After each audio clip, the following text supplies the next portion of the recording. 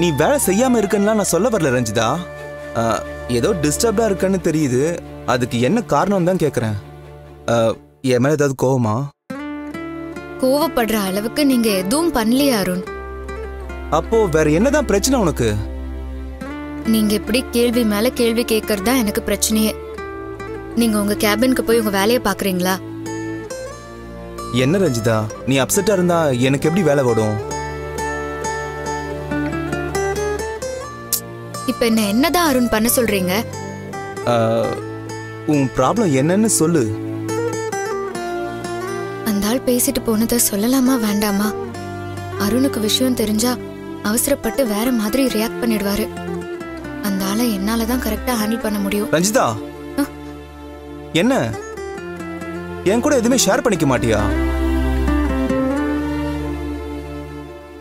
Share பண்ணிக்க கூடாதுன்னு எதுவும் இல்ல, எல்லாம் சரியா நடக்கணுங்கிற டென்ஷன் தான்.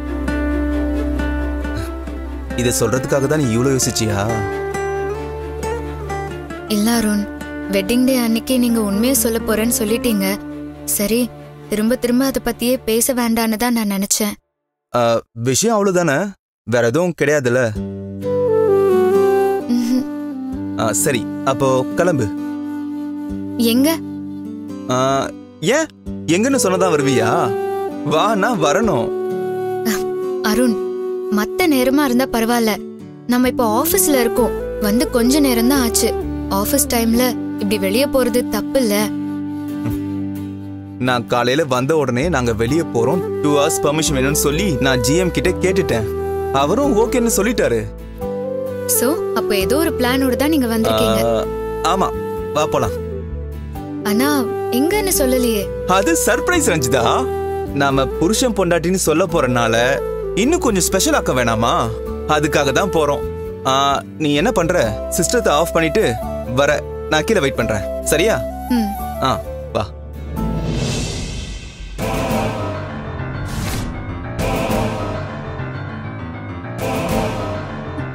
கல்பனாவை பேச வச்சதே நான் தான் சார். புரியலையே. கோர்ட்டுக்கு சாட்சி சொல்ல கல்பனா வரதுக்கு முன்னாடியே அம்மாவை அவகிட்ட பேச சொன்னேன். கேஸ் முடிஞ்சதும் அவ நம்ம குடும்பத்துல ஒருத்தியா நம்ம வீட்லயே நிரந்தரமா இருக்க போறான்னு சொல்ல சொன்னேன். நீதான் என் மருமகன்னு சொல்லாம சொல்ல வச்ச. அம்மாவும் அதுக்கு உத்தரவாதம் கொடுத்ததுனாலதான் எல்லாத்தையும் மாத்தாம உண்மையை சொன்னா. அருண் அவ மாட்டி விடாது காரணமே நீதானா? என் பிளானை கெடுத்துட்டு அதை என்கிட்டயே வந்து எக்ஸ்பிளைன் பண்ணிட்டு இருக்கியா?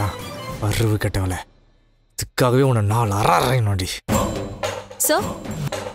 சோ ஏன் எதுவுமே சொல்ல மாட்டேங்கிறீங்க?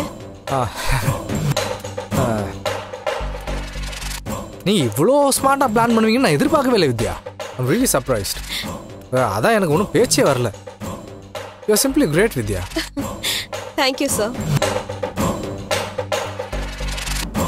இதே வேகத்தோட அம்மா கிட்ட பேசி அருணுக்கும் கல்பனாவுக்கும் கல்யாணத்தை முடிச்சிருங்க. அப்பதான் ரஞ்சிதாவோட பிரச்சனையை ஒரு முடிவு கொண்டு வர முடியும்.